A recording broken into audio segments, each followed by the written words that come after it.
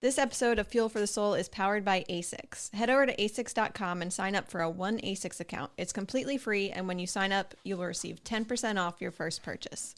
You'll also gain access to exclusive colorways on asics.com, free standard shipping, special birthday month discounts, and more.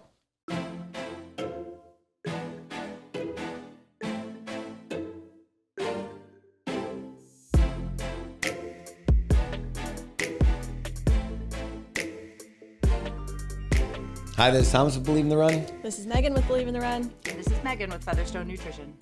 AKA Feathers. Why do I continue to have to say this? I mean, when we're in Boston, aren't people coming up to you and being like, Feathers, Feathers? Yeah. Or they're calling you Heather? Oh, well, you heard me get some Heathers. Yeah. Which is, yeah. Heather is not as fun as Feather. Not so much annoys me, but I'm not going to lie. I do get kind of annoyed when someone calls out Heather. I don't know why. It gets me. That little bit of gets under your skin. Did you know a girl named Heather that you didn't care for that much? I actually did. So maybe that's it. There it is. Yeah, it's association. Anyway, you're listening to Fuel for the Soul, our podcast. It comes out almost weekly. It feels like lately it's weekly.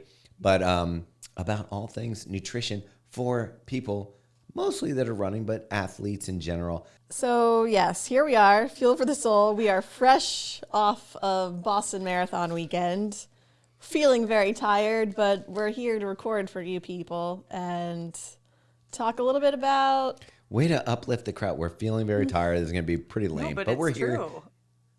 You just think being so? honest. Need to give Okay. some context. I mean, I've got half a Morton bar. I'm going to be ready to roll.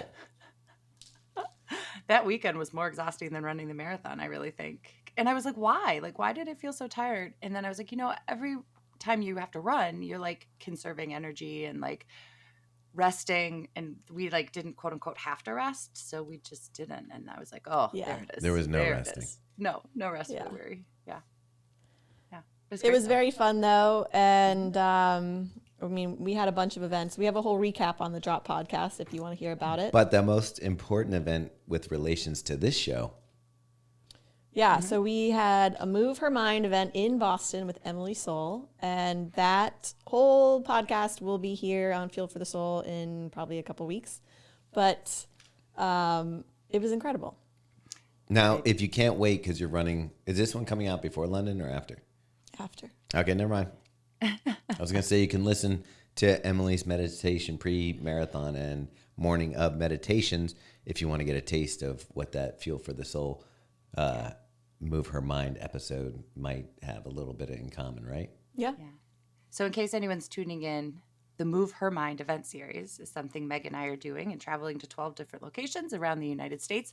Each one, it'll be a smaller gathering of humans. It can be men or women, but we are helping to bridge the gap in movement for women. So talking about things that might be barriers to women. So there's a different topic at each one. So this one, as Meg noted, was Emily Saul, who did a guided mindfulness exercise for runners the day before. And I also had the pleasure of standing next to her most of the time at the finish line. And the number of people that came over and gave her a hug and recited something like a tidbit of information that Emily gave them during that talk was absolutely incredible.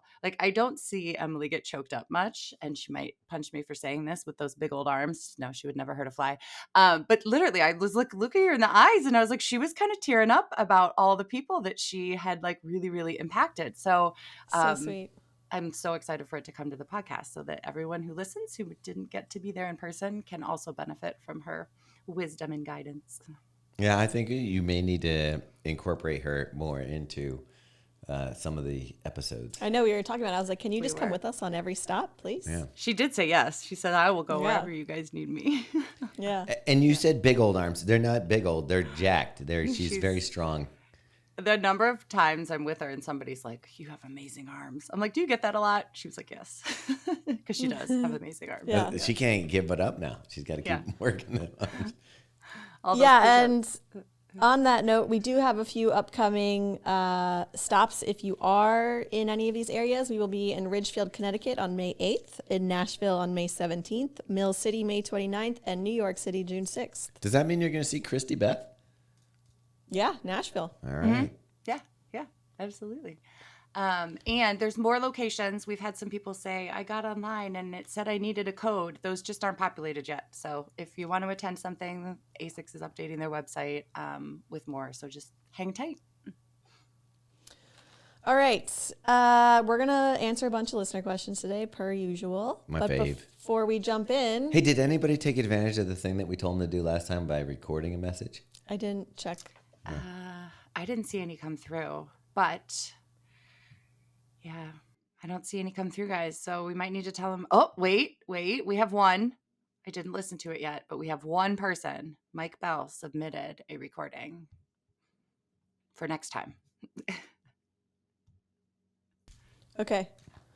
But yeah, a friendly reminder, if you want to send us a question, we would love it if you created an audio recording and then emailed us at fuelforthesoulpodcast@gmail.com. So go ahead and do that if you have a question we haven't answered.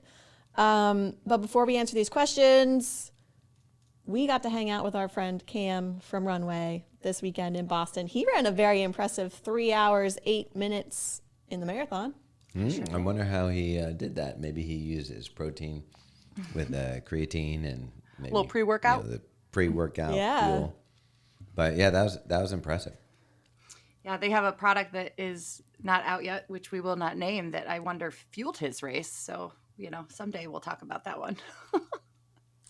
Yeah, he was handing out Megan's secret product at the Move Her Mind event, and I was a little jealous, I'm not going to lie. Yeah. I didn't get any secret product. We Yeah, should have no. cracked it Megan's open on and the- tried it there. I don't know. Yeah. R&D list, I guess. Yeah. She knows something about nutrition. Yeah. Just I a just little be, bit. tastes good, tastes bad. That's my I love extent. it. I love it. Yeah, but it was great. So at all the Move Her Mind events, Runway's products will be there for you to sample. This one had the little sachets of their chocolate protein powder. So everybody who attended is able to try a little bit of that one. I know, Thomas, you've been getting swole on the protein powder that has creatine in it. I like the double whammy.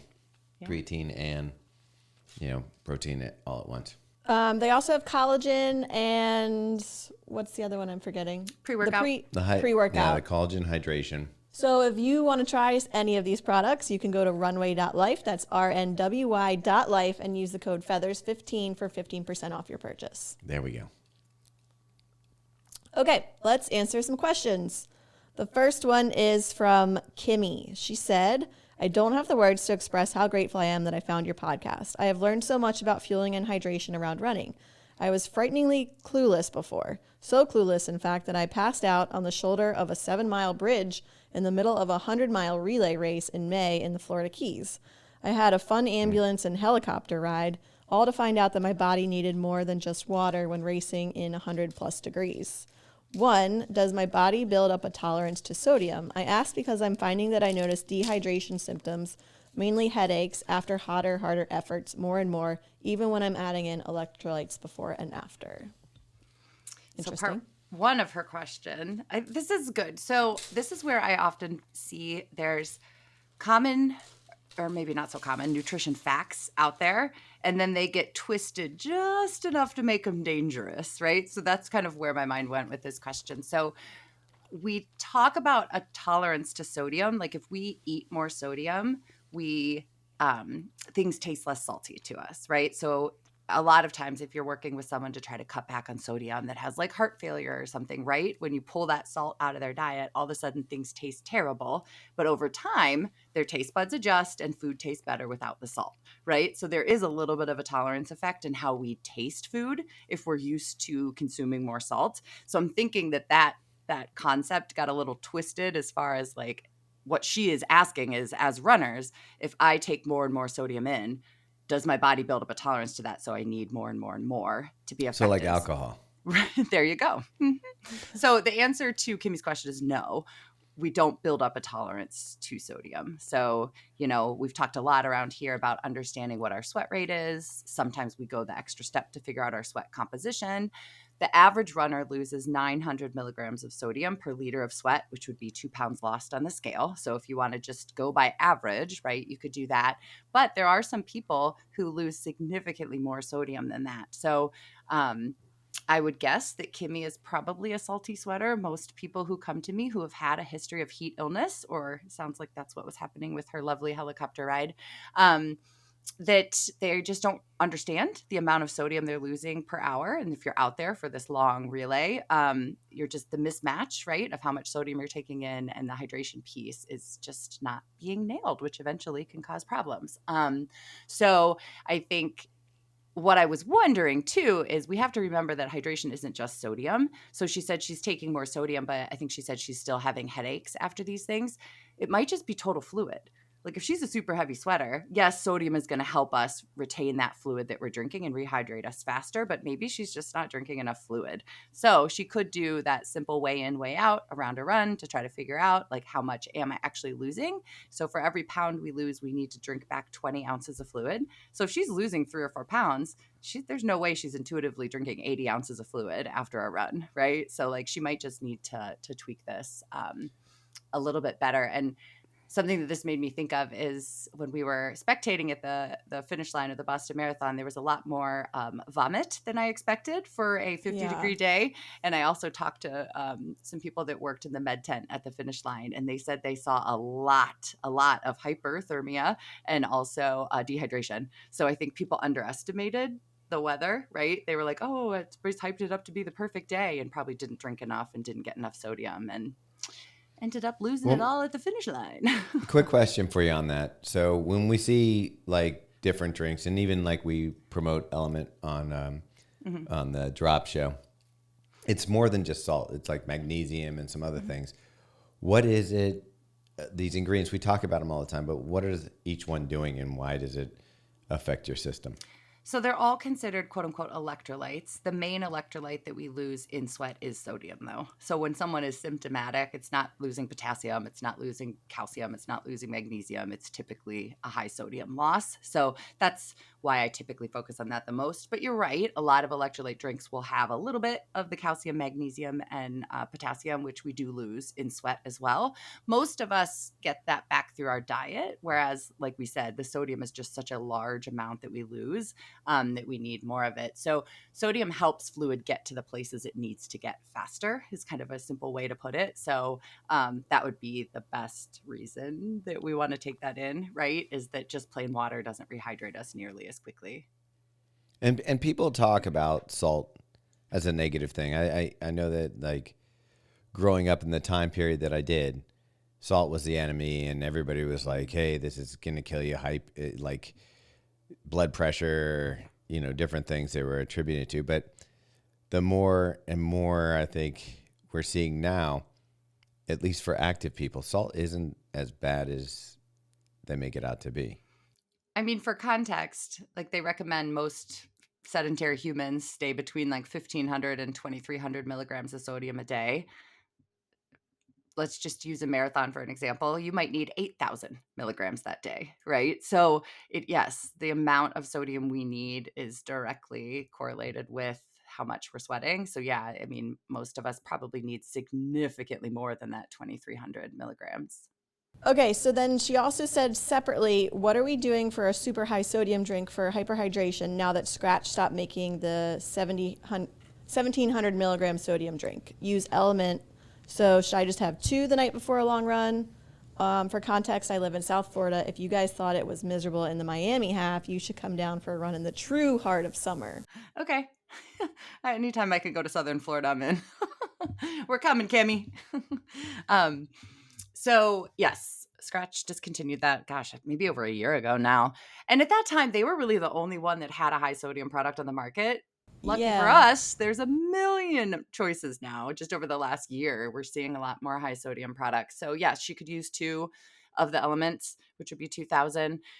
The other thing is we can also use food, right? So like a serving of most pretzels is like 400 milligrams. So if she's like, I only want to drink 1 element, put it in 20 ounces of water and have a serving of salty pretzels with it, so you can kind of like bundle it up like that. Scratch also changed and created something called the everyday drink mix, and it's just sodium. So there's 400 milligrams of sodium per scoop. So you can just stack that and make your own hyperhydration if that is of interest to you. That one doesn't have any artificial sweeteners, no stevia, no nothing. So it's not sweet. So some people like that, other people don't. So it's just another option out there. But then, honestly, for hyperhydration, I try to get people to get somewhere between 1,000 and 2,000 milligrams of sodium. So whatever your favorite hydration product is, take a look, see how much you'd have to drink of it. Like I said, you could bundle it with food instead of all drink, and just kind of make it yourself. Dude, watermelon element with the mixed into bubbly water. That's the jam. That sparkling can was pretty delicious. And right? Boston. I forgot we had those at the Adidas thing. They got those specifically for us, didn't they? I'm pretty sure. Yeah, that was amazing. Those are good. Nice and cold. They can't be warm. Yeah. I always, like, we do talk about adding in sodium the night before, like long runs, especially if it's super warm. And I never think about food, but we're probably consuming a decent amount of sodium through our food as well, Correct. right? Correct. Yeah. Well, especially like the things that we like to eat the night before. Like all the carbs probably have sodium. Like pizza and Yeah. Like one year I was really nerding out and I was curious how much sodium I got in a day of my carb load. So I was just like looking at the bag of bagels and things like that. And I think it was over 5,000 milligrams of sodium, just because when you're scaling up those simple carbs, they're usually high in sodium, right? Like the wood-fired pizzas we like to eat, the crust has it, the sauce has it, the cheese has it. And then bagels have 500-ish milligrams. So if you're eating 3 or 4 of those, and then pretzels and a lot of the things that we carb load with just have sodium too. I love salt. So yeah, it feels like with all of the sodium options in food, you should be able to get it pretty easily. Feathers, are you more of a sweet person or a savory person? Most of my life I was a sweet person, but once I started like dialing in my nutrition and doing a little better job, I went on a stint in grad school where I never ate breakfast, and I think that was fueling my sweet cravings in the evenings. But now that I feel like my nutrition is super even, I'm very savory now. Like the peanut butter sriracha toast in the morning, like old Megan would have been jam or like something sweet or Nutella, But yeah, I think I'm more savory these days. I'm a salty guy. I like it. What about you, Meg? I don't know. Like, I don't see you eating a ton of sweets. No, but I do. But like breakfast, I like, eggs and toast all day long. But also I love like some yogurt and maple syrup. Like that's delicious. Mm-hmm. Yeah, I suppose. I don't know. I'm both. I like it all. Like when we go to Starbucks, you don't get a sweet drink. Like you'll even want them to sweeten it less. You'll be like, I want a vanilla latte. Well, they go crazy with the sweeteners there. That's We've had to tell them 1 pump for me. Yeah. Too aggressive. Okay, let's answer Claire's question. She said, I'm running the Broad Street Run 10 miler in Philly, and my goal is to come in sub 90. I want to make sure I'm doing everything I can to optimize my race day. As a result, I hopped onto Featherstone Nutrition to check out the carb load calculator on the website. It suggested we only need to worry about carb loading when we're racing past 90 minutes. Here's where perhaps the stupid question comes in. What if we're trying to come in just around 90 minutes for a shorter long distance race like a 10 miler? Do I carb load similarly to the half marathoner calculation and just ease up a bit? Is that silly and unnecessary? Do I just need to add more carbs the day before the race? Any suggestions about this would be so helpful. Yeah, I get a lot of questions on this, and the 10-mile distance is kind of null and void to answering this question. It's the duration, right? Like how long we're going to be out there racing. And I love to provide you all with as many resources at your fingertips to manage your nutrition yourself. But we also need to remember, every nutrition topic is also nuanced. So that calculator is broken down because most of the research suggests that carb loading is beneficial when we're running or racing for more than 90 minutes. So I've had a lot of questions because you can check how long you're going to be running a half marathon, and it'll give you a 1-day carb load versus a 3. And it's all based on that research of carb load is the most beneficial when we're racing for over 90 minutes. That being said, I still think if we're running a 120 half marathon that we need to carb load a little bit, because when we look a little deeper into the research, it's not just about the duration that we're out there. We also know that when we have glycogen stored in our muscles, they contract more efficiently. So we're actually getting better usage of our muscles if there's glycogen in there. And then having fully stocked or partially stocked glycogen stores when we're running at our hardest is never going to be a detriment to us. It's only going to benefit us because that's the quickest fuel for our muscles. It's literally stored there. It's used there. So, when all else fails, let's try to store some more glycogen and see if we can stock those stores to the best of our ability. So for her, I think it would make sense to do a carb load. Now, the question would be, how many days do we need to do it, right? So when I do a half marathon under 90 minutes, I typically do like a day and a half, right? I start one night at dinner and then do the next day. For a marathon, it's the full 3 days. So that's where it gets a little more nuanced. So kind of know yourself and know how you respond to scaling up those carbs. And, I would say to Claire, at least a 1 day carb load would be a great idea, and maybe even like into the 2 days if she thinks her nutrition's been a little lacking that week. It's never going to hurt to pick that up a little bit more. The other thing is the higher intensity we're running at, the more carbs we're using.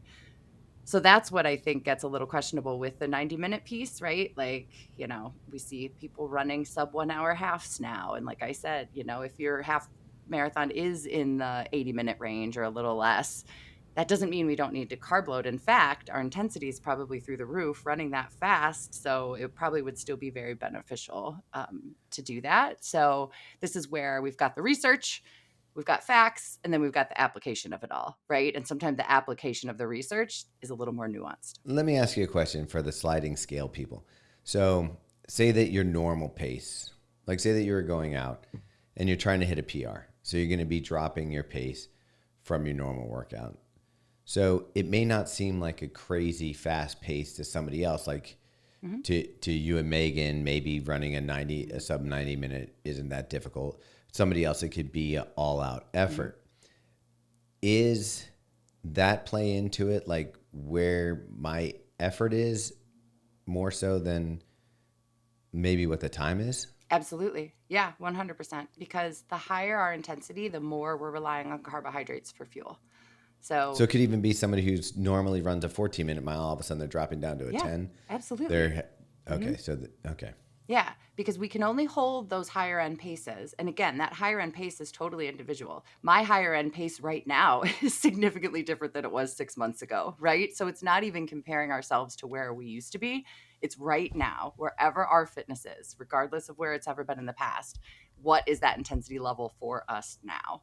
So that mile I ran on the track in Boston was barely my marathon pace, but that was an all-out effort this weekend, right? So using myself as an example, I was torching way more carbohydrates at that effort, that pace, that night versus what that would have been 6 months ago, right? So it's all in like today, the race that we're doing, the run that we're doing, where is that on our intensity scale? And if it's the high end, we need as many carbs on board, both from taking gels and carb loading to support that effort. Okay. I think that's where people get confused because effort is different than because everybody's, sub 3 marathoner or, mid pack, 3:30s marathoner or 4 hour marathoner. It's less about the time and more about the effort that you're giving and what your body's used to expending as fuel. Yep, absolutely. Absolutely. And that's something that's been hard to get across to people, both in the carb load piece and also in the race fueling piece. People will be like, but I'm out there for 5 hours. I don't need as many grams of carbs an hour. And I'm like, that's not it, right? Like it's what intensity are we at for each of those hours? And if it's the same intensity that someone who's running a 3-hour marathon is at, they need to be fueled the same. So it's what would you say the equation is? Is it time, size of the person, and effort? That is so hard. Yeah. So research shows it's intensity and duration, right? It's how hard we're working and how long we're out there. But the longer I do this, size absolutely matters as well, right? A 100-pound runner and a 200-pound runner need a very different amount of fuel out there, regardless of those two other things. So to quote you, size does matter? Size does matter. It was funny because I had a friend ask at the end of the 10-miler, specifically, he was saying how he bonks at the end of the marathon, but we were just talking about fueling in general. I was like, it sounds like that's a fueling and hydration issue. It's probably, I would start there. And we were just talking about how you have to train your gut as well throughout training. And I was like, yeah, I took 2 gels out in the 10-miler. And they were like, what?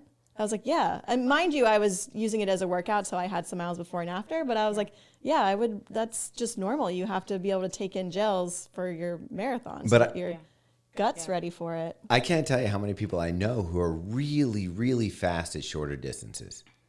And those distances where you're not really tapping into your stores just yet. And then they go and do the marathon. And I'm like, oh, they're going to easy be a sub 3 hour marathon. They're so fast. And you see them and they're like, their splits at mile 16 just start going nuts. And you're like, oh, and it's like, I know what happened because that person is a rocket at anything they don't need to fuel for. And then they become a trailer at the point where they run out of, their body says, okay, we did everything we had to do and there's nothing left. And you see that. And I would bet you that if you looked at even results from Boston and you saw people who had really great days and you saw people who had, positive splits, for the most part, it's a nutrition thing. Obviously, there's other factors involved, but I'm going to say almost always it seems like they didn't take enough gels in. They didn't, plan this right. And I think you're right also on the other one about the weather was sneaky, that I saw tons of people coming over with salty clothes and they don't feel it because it's like it was zero humidity pretty much. It was what was the finish time? Like 57s, 58? Yeah, mid-50s. So you feeling like it doesn't feel like crazy hot, but like you could just tell from the clothing that, these people have been sweating. They probably didn't even feel it. Yeah.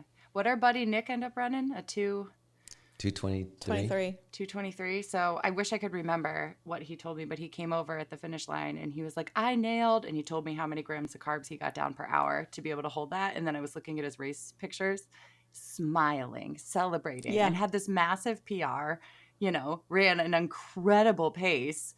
And like, you can't tell me, I mean, yes, he's very fit, but you can't tell me that his best nutrition ever in a marathon wasn't a piece of that, So I think it's just important to not let nutrition fail. Yes.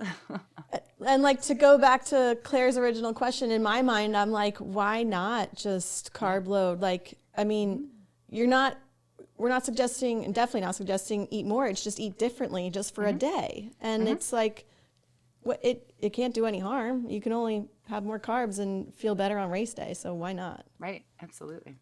Yeah.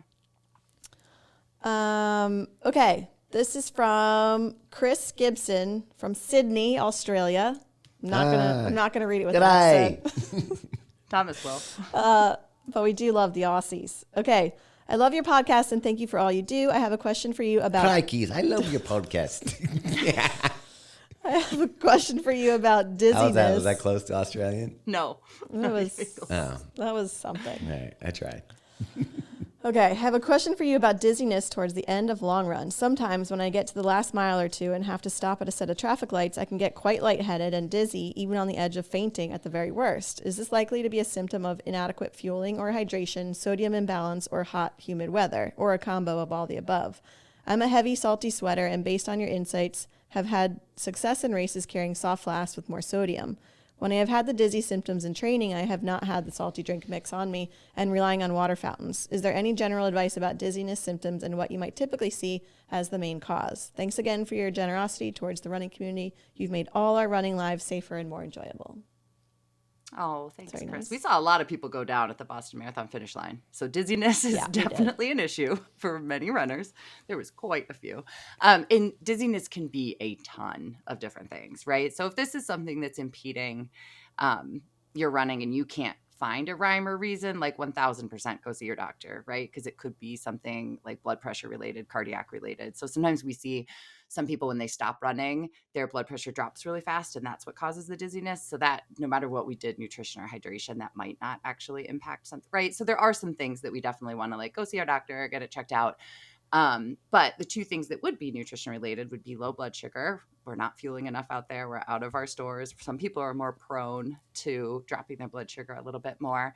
And then hydration, right? And he said about 18 times that he's a heavy, salty sweater, that these symptoms are worse when he's only taking water. So to me, this is clear as day that this is a sodium hydration thing, especially because we know he lives someplace pretty warm. So I think he can probably play with hydration first before, worrying about all those other pieces as well. It sounds like because he is a salty sweater, water alone is just not ever going to cut it, Chris. We need to make sure that he's always got sodium on him, which we've talked a lot about around here. Sometimes that's hard, right? Because our bottle runs out and then we want to refill at a water fountain and maybe we don't have our high sodium drink. We do know a lot of the fuel that we're using doesn't have enough sodium for salty sweaters. So we're going to have to get it from somewhere else. So, like I said, the average person loses 900 milligrams of sodium per liter of sweat. So I would have Chris weigh in and out and see like how much is he losing per hour. Start there by trying to get, say he does lose 2 pounds per hour. Maybe we try to get 700 to 900 milligrams of sodium per hour and see if the dizziness is better.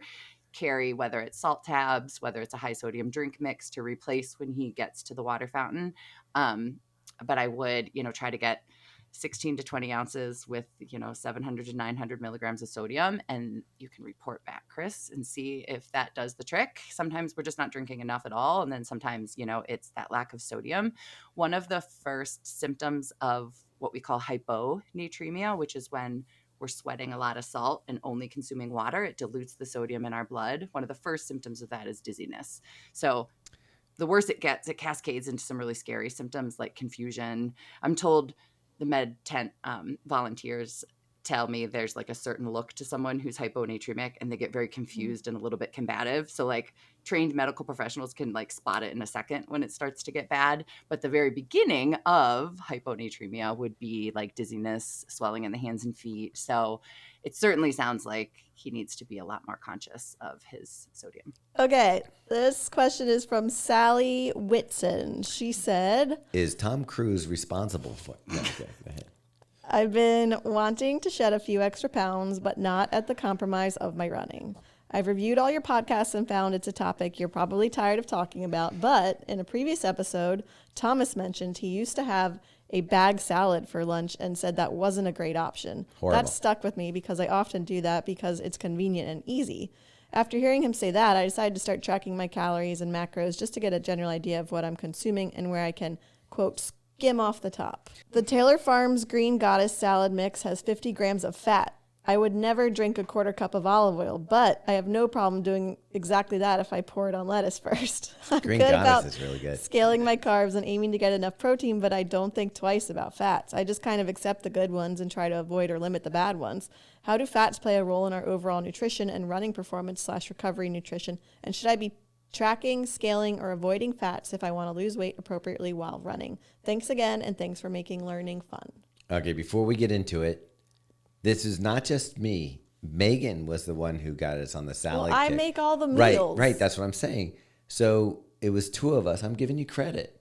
And we both, this is right when we started talking to Feathers is when the salad lunches went out the window.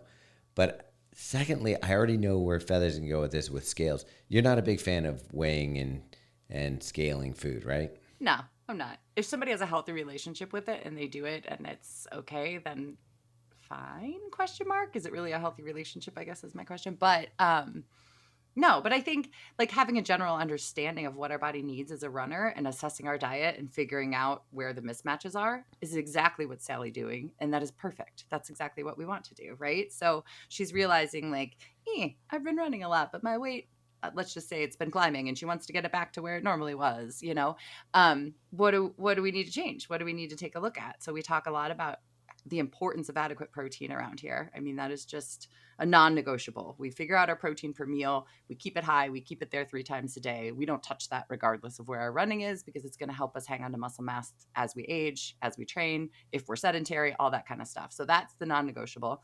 And then from there, we figure out, okay, this is how much I'm asking my body to do from a running standpoint. How many carbs do we need, right? So we figure that out. We get those carbs in there. And then the rest goes to fat. So we prioritize the protein and the carbs for what we're trying to do, and then look to see where that fat is. So just to put it in context, because she brought up the 50 grams of fat in a salad. So we never want to eat less than 45 grams of fat a day. Like we need at least 45 grams of fat to make sure we're getting those, essential fatty acids that our body can't make, yada, yada, yada. But sometimes it gets around 50 grams per day that people need to make everything else work that I was just talking about. So basically her lunch was maybe what she needs in a day. I don't know her needs, so it could be significantly higher than that. But like, to put that into context, she's not wrong. Like that's a lot of fat for one meal for somebody that's in the scenario that she's describing here. So I think that was great for her to notice, like, wait, I thought I was doing this great thing. Salads are supposed to be healthy. I'm trying to lose weight. I think we put those two things together all the time. So she actually could probably do much better with her nutrition, prioritizing those other things, right? The protein and the carbs, and filling in the rest with the fat, and feel better, right? And have more success than doing what she's been doing. So I think it's great, that she noticed it. Here's the problem that I have, and we just got done spectating the Boston Marathon. And I know we talk about nutrition all the time, but I'm watching these dudes go across the line, and they're all pretty shredded. They're all pretty much, like, I'd say, under 10% body fat. And it's hard not to look at them and go, is that the thing that's missing? Like, if I drop 10 pounds, 20 pounds, is that what's missing? But like, I feel like I eat a healthy diet. I don't know where I would drop it from. Maybe the Eskimo ice cream after dinner. But did you just say Eskimo ice cream? Eskimo pie, whatever we Klondike bars? Yeah, the Klondike bar. The funny thing is, same that's what thing. I pictured when you said that. Like, I was on your wavelength there. I was picturing a little square Klondike. Yeah. Exactly. I know that there's little areas where I could probably tweak it, but the probably reason I don't tweak it, it's not enough for me to, I think, get that benefit. Plus now with like adding weightlifting on, that's also adding, weight with muscle.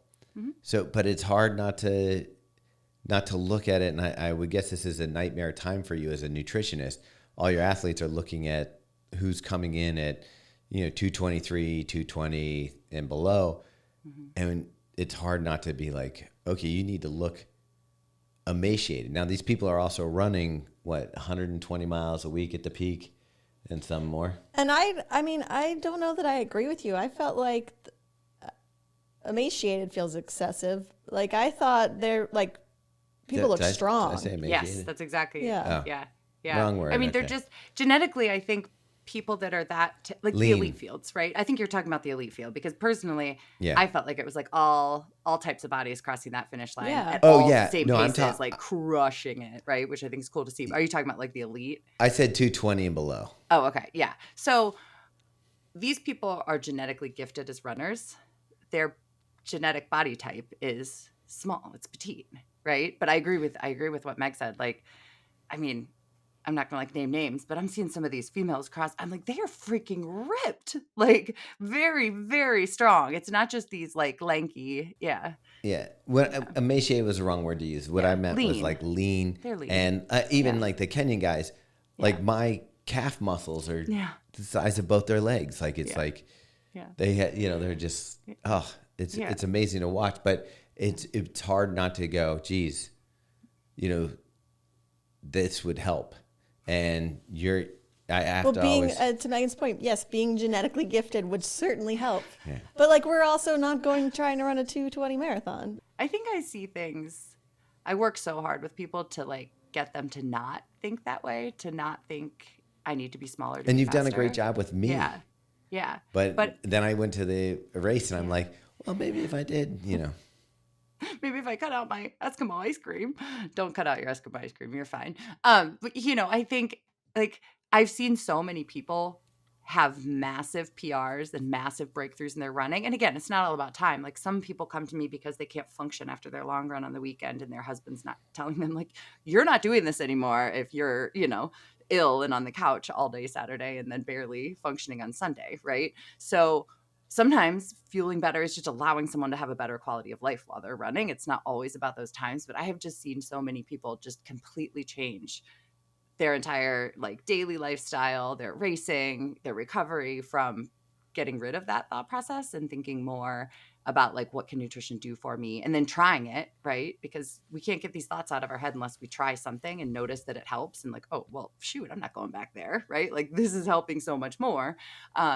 So I think it's normal to have thoughts like that, but it's just, is that really the main goal here? And I think we've established on here a lot that it's probably very, very rarely the actual focus to get faster. Yeah, for me, it's the balance of like how much I'm enjoying life and being able to perform. Yeah. So there's give and take. Yeah. Yeah. We know underfueling never ends well. So I mean, I do remember one of our problems when, you know, I was eating the salads and stuff.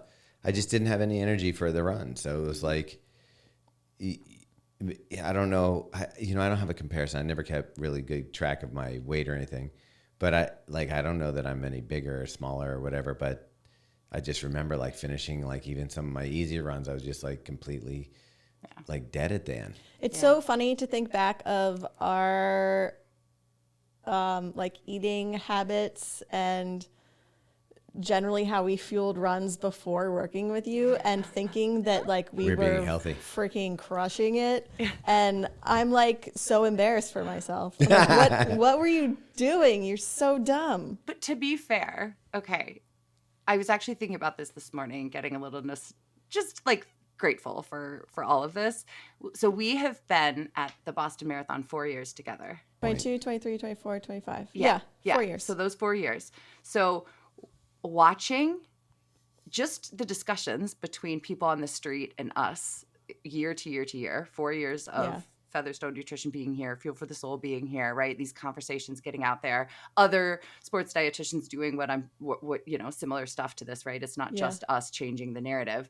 I literally cannot believe how differently the masses of runners are thinking and ingesting, no pun intended, nutrition just in the last 4 years. And Boston is always that, like, just because it's such a concentrated group of runners, right? Like it's never like that at other majors because it's kind of watered down by the city, but like Boston is like runner centric. And it's just such a great reminder of how much the fueling game has changed just in 4 years. So no fault to you guys for not knowing what to do 4 years ago. I think a lot of people were in that boat, but it's so incredibly rewarding and cool to see how much that has changed year to year over the last 4 years. Yeah. I agree so much. Yeah. And I mean, and just the people that come up to us and say exactly that, like, you've changed my running like tenfold. Yeah. All because they listen to the podcast or have worked with you directly. I mean, that was fun to watch people in Boston. So like it is, we have different audiences for different things, but it's fun to watch people. Like I can almost tell when someone's beelining over, okay, is this a shoe nerd or a nutrition nerd? Thankful for nutrition, yeah. Yeah, a nutrition nerd. Yeah. And first off, the nutrition people travel in packs of two. Like it's always like two people coming up. It's either husband, wife. I'm not two intimidating. Girlfriends. You can come alone. Two girlfriends that happen to be running a marathon together or something like that. It's always a pack of two. Yeah. Where the shoe nerds can be one guy that looks like he hasn't come out of his basement for a while. Yeah, I love that. Well, I was sitting on the plane. I had a layover, so I had to go to New York City first. So from Boston to New York, I was sitting like right behind first class in that aisle seat, right? So it was like the very beginning of the plane, and I had multiple people boarding the plane. Oh my gosh, thank you! Like telling me about their nutrition, telling me about their race. A couple people wanted a picture. No, I know. And at that point, you guys know we talked about this a lot this weekend. I'm a very true introvert, so I was just ready to hide for a while. But again, I love when people talk to me about their success, so please keep doing that. The guy sitting next to me finally looks at me and goes, "You famous or something?" I was like, no, I just really help people with nutrition, and there's a lot of people who just ran on this flight. So funny. Incorrect answer. Yeah, you are famous. Super famous, and be like, it'd be really nice if you could move to a different seat so I could have this road to myself. No. It's cute though. I love it. Like it really is cool to see how much this has grown, how much we've spread the message about fueling well, both daily and for races, and just to see people have that feedback of how much better they can do and feel and think, all that kind of stuff. It'll never get old hearing how helpful it has been doing what we do. I love it. On that note, I think we should wrap this one up. Congrats to everyone who ran Boston, if you're listening to this, and crushed it. What a wonderful day. And if you didn't crush it, that may also be why you're listening. And you need to get on board with some advice. So if you have a question or you didn't have a great day and you want to know why, this would be a great opportunity for you to try out the new voicemail message system. So just record yourself on a voice memo, send it to the email address fuelforthesoulpodcast@gmail.com. That's easy to remember, isn't it? And just make sure it's SOLE, not SOUL. Yeah. Anyway, send in your questions. We'd love to help you PR your next marathon or just have better runs that feel good. All right. We'll chat to you in 2 weeks. Peas and carrots. Bye. Bye.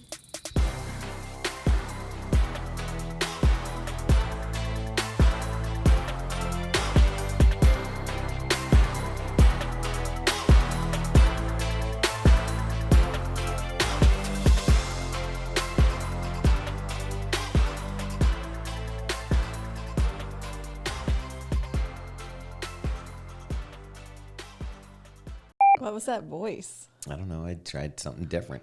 It could be that he's listening to Keith Urban, Midnight Oil, The Fix, In Excess, and that could be the problem. It may have nothing to do with salt intake. Dude, Tom Cruise's marriages are insane. Like if you look at like the branches of that. Okay. Tom Cruise is insane. That will make you dizzy. That will make you dizzy if you follow that chain. Yeah, stop listening to Keith Urban.